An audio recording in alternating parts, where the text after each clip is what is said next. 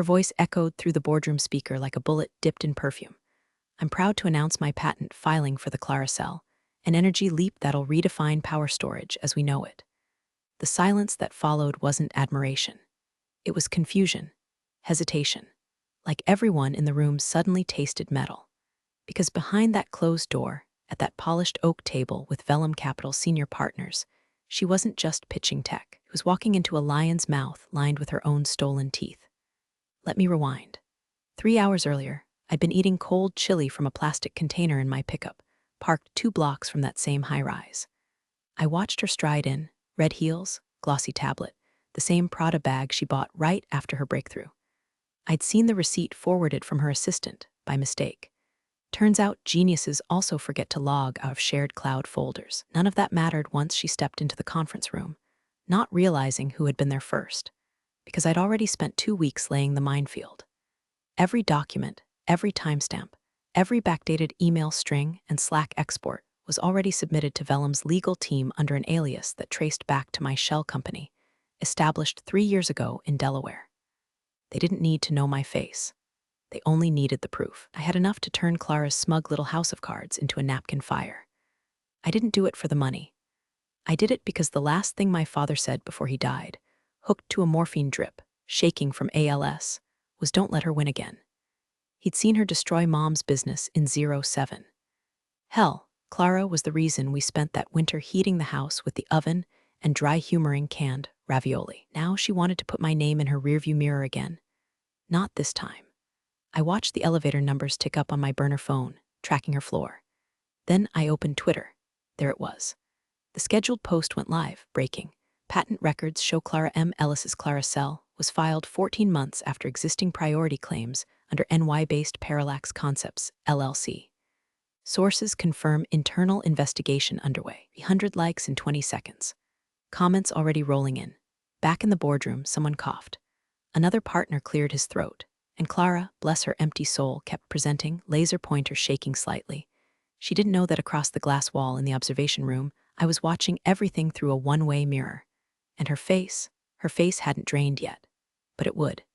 She kept talking, unaware that every syllable was walking her closer to a cliff. And of course, she said, swiping to a slide labeled projected licensing revenue, our current negotiations with Tesla's R&D division suggest a 7-figure baseline within the first fiscal quarter. Wrong move. I saw Gordon Reese, Vellum's founder, lean back in his chair. One brow lifted, not at the slide, at the word hour, like he just tasted something off in his champagne. Meanwhile, across the table, Amelia Choi, IP lawyer Clara hadn't bothered Googling, tapped her pen once, then twice. She was the one who'd called me last week.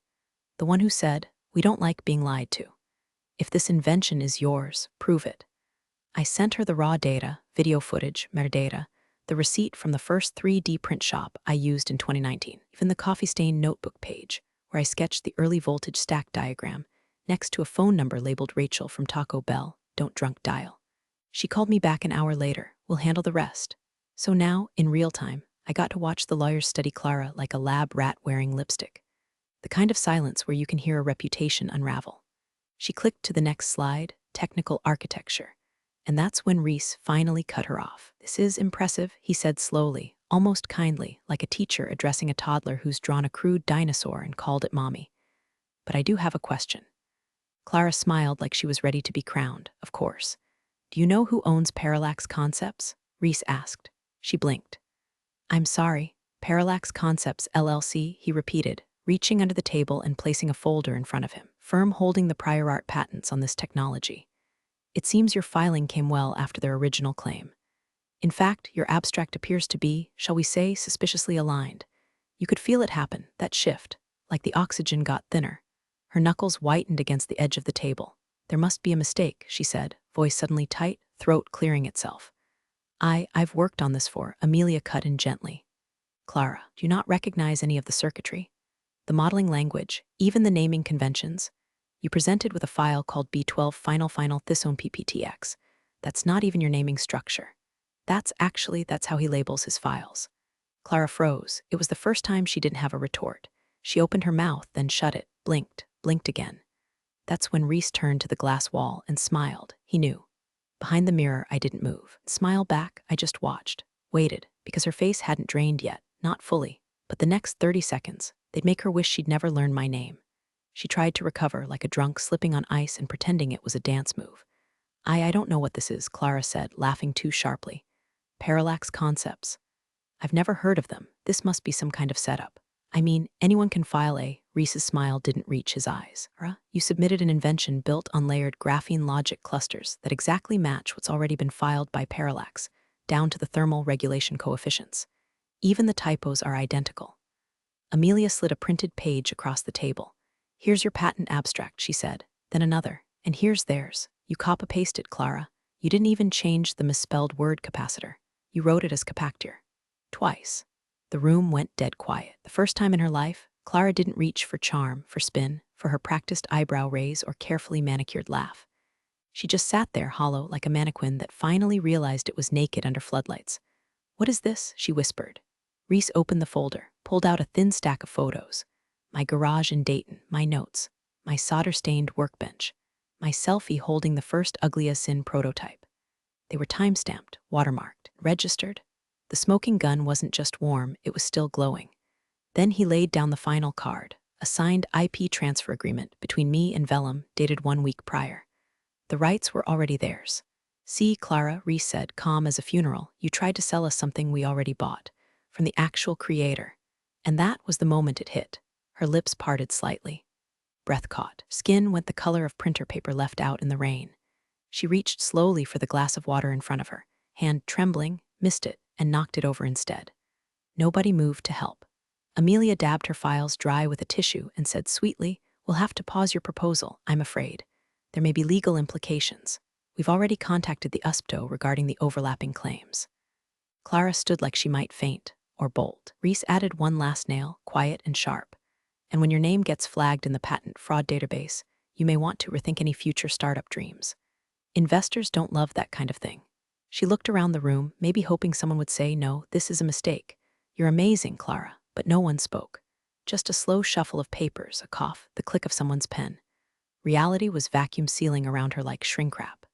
And then she saw me. Through the glass, I didn't wave, just stared.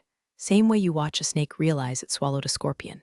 Her lips formed one word, not loud, not panicked, just stunned. You? I nodded once, and then walked away. Because this wasn't the end. This was the ignition point. And Clara hadn't even read the terms of what she'd really just triggered. The fallout didn't start with a bang. It started with a ping. Clara must have barely made it to the elevator before her phone lit up, first from Amelia's formal cease and desist, then from the USPTO notification alerting her to a pending investigation. But that wasn't the worst of it. The worst came from within her own firm, Midwest Genesis Ventures, when their general counsel looped her into a furious email thread titled simply, Patent Fraud Exposure Immediate Review Needed. By 3:15 p.m., her LinkedIn was still up. By 3:17, the inventor, innovator, disruptor, tagline was gone, replaced with nothing, blank. And by 4:00 p.m., I was already in the next meeting, different floor, different suit, same building, shaking hands with the actual decision-makers of Vellum Capital.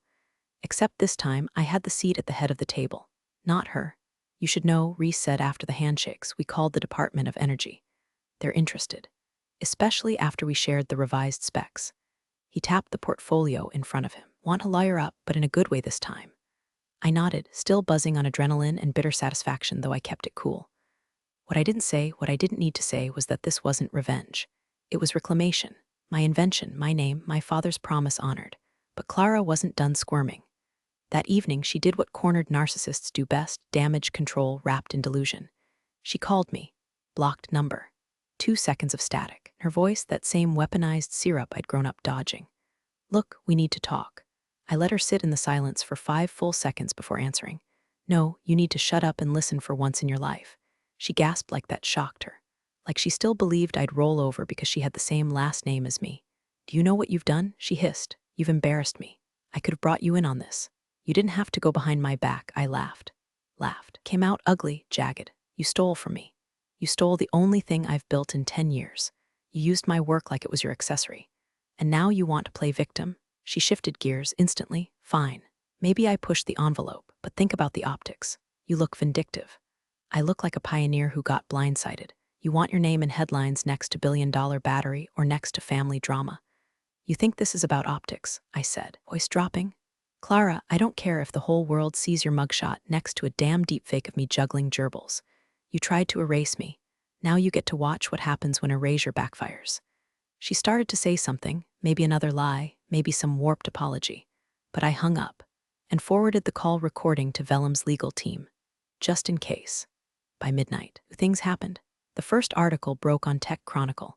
Midwest innovator accused of patent fraud by anonymous LLC, investors pull out. Clara's calendar cleared itself. Meetings vanished. So did her badge access to her own office. And still, this wasn't the finale. Because the truth, she hadn't just tried to steal a battery. She'd accidentally poked a sleeping beast I'd kept hidden in the basement for years, something with deeper patents, broader reach, one very inconvenient NDA she didn't know existed. And that's what was going to finish her. Not me, not a press leak, but what was already signed by her own hand without her even realizing it. 3 years ago, Clara asked me to help her with her startup paperwork, said it was just boilerplate stuff for her seed investors, and she needed someone good with legalese. Back then, I was naive. Still healing from divorce, living in the garage, spending my nights debugging voltage surge issues with duct-taped prototypes and lukewarm beer. Clara swooped in like family often does when they smell potential. Smile sharp, voice honeyed, eyes hungry. She gave me 20 pages of incorporation forms, investor affidavits, and a generic-looking consulting agreement titled IP Review Memo Draft. I skimmed it, made a few suggestions, even drafted an improved clause for future asset ownership split. She laughed. I knew you'd polish it. You always loved the details. What she didn't know, what I never told her, was that the document I saved on my machine that night, it wasn't just her draft anymore. It was my revision, timestamped, notarized, and backed up to a blockchain-secured repository. And one clause I'd accidentally left in during the copy edit said this: all technology developed or advised upon by consultant under this agreement, whether materially altered or otherwise, shall remain the intellectual property of consultant. That consultant? Me. Meaning, every pitch deck, schematic, wiring diagram, and slide she ever touched after that contract, all retroactively belonged to me, including the polished renderings she used to woo Tesla, including the demo cell she displayed at the Chicago Tech Expo, which, fun fact, I designed the housing for. When her former COO finally emailed me in a blind panic, subject line, "Is this real?" All I did was send him a screenshot of that clause, highlighted in blood red. Clara had used my shell company to sign a consulting agreement that quietly made me the silent owner of all IP her firm developed from 2021 to mid-2023. And her COO, bless his panicked little heart, replied within 4 minutes. "We're so sorry. Please advise on next steps. Can we license the rights?" Clara didn't even know it yet. While she was probably rage-refreshing her Twitter mentions and crafting a carefully vague "I've always believed in innovation and transparency" PR statement, her own team was preparing to cut me a royalty check just to keep the lights on. That night, I met with my lawyer. I told her, don't sue yet. Not until she tries to get cute. And right on cue, Clara tried to get cute. The next morning, she posted a video. Soft lighting, gray sweater, no makeup, her relatable founder persona. "I want to speak directly to my community," she began, voice trembling. "I may have made missteps. I was passionate, maybe too passionate, but I never intended to hurt anyone, especially not my own family. I hope we can heal." She ended with a quote. Maya Angelou, maybe, or Brené Brown. I didn't hear it. Was too busy uploading the full audit trail of her IP misappropriation to the next law firm on my list.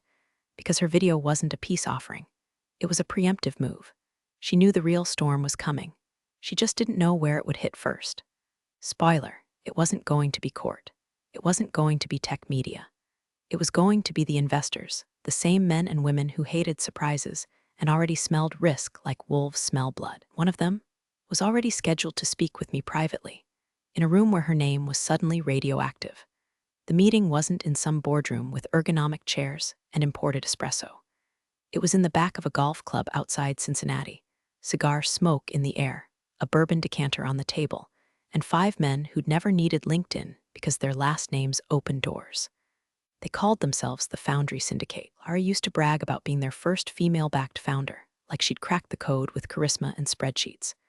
But now, her name wasn't on the invite list. Mine was. "I'll be blunt," said Malcolm Wright, the syndicate's senior lead. Thick fingers, Rolex older than me, eyes like dead granite. "You're telling us Clara never owned the IP?" I didn't answer with words. I slid a slim black binder across the table. Inside, her signature on the consulting agreement, timestamps, every diagram she pitched, the metadata trail of her edits on files I originated. I'd even included an internal Slack exchange where she asked a junior engineer, "Can you clean up my brother's prototype stuff? Make it pop." Wright flipped through the evidence slowly, like a butcher evaluating the weight of a carcass. "Jesus Christ," one of the others muttered. "She gave us fake ownership rights," Malcolm said flatly. "Invalidates the entire series of structure. We're exposed." He didn't look panicked. He looked insulted. The kind of insult that precedes annihilation. "Here's my offer," I said, voice calm but surgical. "I license back the IP to your portfolio company on my terms. You get stability, I get credit, and Clara gets erased." Malcolm raised an eyebrow. "You don't want damages?" "Oh, I'll get those too," I said. "But not from you, from her." He smiled then. Not kindly, approvingly. "Send the licensing terms," he said. "Clara's out. If she so much as files a tweet, we'll make sure she's bankrupt by Thanksgiving." And just like that, her kingdom, built on glitter, theft, and a last name she assumed would always shield her, was auctioned off before she even knew it was for sale. By the time she called me again, voice cracked and half sobbing, I was already on a flight to New York for the formal signing. "Please," she said. "I get it. Made your point. But you can't just destroy me. I'm your sister, you were," I replied. "But then you tried to bury me alive." Okay, then let's, I don't know, fix it. Tell the press it was a misunderstanding. Say you gave me permission, that's not how this ends. You want money, I'll wire it." A cut of the Tesla deal, I smiled bitterly, eyes on the runway through the oval window. "There is no Tesla deal, Clara. You pitched them my battery. They're talking to me now." Didn't respond for a moment. I could hear her breathing hard. Then she whispered it like a dying curse. "You don't forgive." "No," I said, "I outlive." And then I hung up for the last time. At 3:12 p.m., the Foundry Syndicate issued a press release. Midwest Genesis Ventures will be restructuring under new leadership following significant internal irregularities. Effective immediately, all technology developed will be licensed via Parallax Concepts. No mention of Clara, no mention of family. She was already being erased, file by file, meeting by meeting, until her legacy looked like a typo in a footnote. And yet, the real humiliation, it wasn't public. It was what waited in her inbox. The final paper trail she hadn't seen. The one thing she signed blindly, and what it meant for everything she still thought she owned. It was buried in a PDF she'd skimmed 2 years ago, right before the ink dried on her second round of funding. Back then, she was too busy sipping champagne on a rented yacht to read the full terms. Page 47. Clause 6C, titled in bold, IP license reversion trigger, ethics clause breach. It stated, plain as day, that if any member of the executive board was found to have knowingly misrepresented ownership of core technology, all IP rights licensed to the company would automatically revert back to the original creator. Permanently, irrevocably. No arbitration. No appeal. Who wrote that clause? Me, under a pseudonym, as James R. Hathaway, an alias I used back when I ghostwrote technical contracts for startups to pay my rent. Clara never questioned why her lawyer used a new consultant for speed and clarity. Never questioned the bonus check she approved to J. Hathaway after the contract passed investor review. So when that clause got triggered, quietly, clinically, her entire empire didn't just crack. It disappeared. I watched it happen through back-end access I still had, thanks to another one of her oversights. The permissions she never revoked, the admin panel where I saw her documents vanish. One by one. JDEC V12 Tesla demo render IP license structure, final Clara cell launch event presentation. She tried logging in at 6:41 a.m. Again at 6:43. Again at 6:47. Then her password changed, because now it was mine. But the final blow wasn't digital. It was in the box. A small, carefully wrapped package I had couriered to her apartment. Inside, a flash drive, a hard copy of the reversion clause, one of the earliest prototypes of the Clara cell, etched with my initials in the copper coil. Along with a post-it note, "You should have stuck to stealing boyfriends. Stealing legacies is harder." That night, I saw the footage. Someone leaked her meltdown at the Vellum lobby, screaming at our poor intern, demanding answers. Dressed in a coat she hadn't buttoned right, shoes in her hand. Security escorted her out while she shouted about betrayal and revenge and legal mistakes. Looked like a ghost wearing Clara's skin. By midnight, I'd signed the Tesla licensing deal under my name. The same name she'd spent years trying to erase. The same one on every document now. The same one tech blogs were scrambling to Google, finally curious about the man behind the miracle cell. And what did I feel? Not triumph, not glory, just quiet. like the silence in a lab after a circuit finally holds. No sparks, no screaming, just the confirmation that, yes, it works. And the lights are on. But it still wasn't over, because I had one final reveal. One last card she didn't even know she'd handed me. And I was saving it for the moment she crawled back out, trying to rebrand herself, repitch her image, rewrite her story. Because there was video. And she forgot exactly where she'd filmed it. The footage was old, grainy, vertical, uploaded to a burner Vimeo she probably thought she'd deleted. It was Clara in a WeWork conference room, champagne flute in hand, fresh off her first victory lap after that TechCrunch article named her a disruptive innovator to watch. A few VCs had circled her, nosing around like flies on frosting. She was drunk on attention, looser than usual. That's when she hit record. She was speaking to someone off camera, probably a junior dev or one of her underpaid interns. And in that perfect, careless, Clara way, he said, "Oh, please. My brother's a genius, sure, but he couldn't sell water in a desert. I'm the brand. I'll take what works and spin it. That's the game. You think Steve Jobs built the iPhone? No, he sold it. I'll be that, just hotter." She laughed, ugly and raw. "By the time he figures out what I'm doing, I'll already be on stage with Elon. That line, that one line." I downloaded the video, burned 3 encrypted copies, and let it sit. Until now. Clara's comeback began exactly 41 days after her implosion. A half-hearted Medium post titled "What I've Learned from Failure, a Founder's Journey Through Redemption." The post was slick, ghost-written, padded with quotes from Sun Tzu and Toni Morrison, and signed in cursive blue with "Always Building Clara." Comments were limited. Shares were artificially inflated. But it was clear. She was testing the waters, so I gave her a ripple. An anonymous submission to Tech Leaks. The video, timestamped, verified. The site ran it under the headline, "Exclusive, disgraced founder mocked brother before IP scandal, I'll take what works and spin it." It exploded within hours. Startups that still had her on advisory boards dropped her like a rattlesnake with a marketing degree. Her Redemption podcast tour got canceled. Speaking gig at Women in Tech NYC, pulled, her agent, gone. Brand deals, torched. She tried to issue a clarification, deleted it, then ghosted. The story went viral not because she lied, but because she said it on camera, so smug, so unapologetic. It wasn't just a mistake, it was a confession in cocktail lighting. And as for me, I stood on the TED stage 6 months later, holding up that same prototype she'd mocked. "My sister once told someone I couldn't sell water in a desert," I said to the crowd. "So I built a well, then sold the map." The audience erupted, but I didn't grin, because the win wasn't the applause. It was the silence that followed. She wasn't in the crowd, wasn't in the industry, wasn't anywhere. Her name had vanished from the footnotes of innovation, and mine had taken its place, quiet, steady, unshakable, not out of vengeance, but because some legacies aren't stolen, they survive.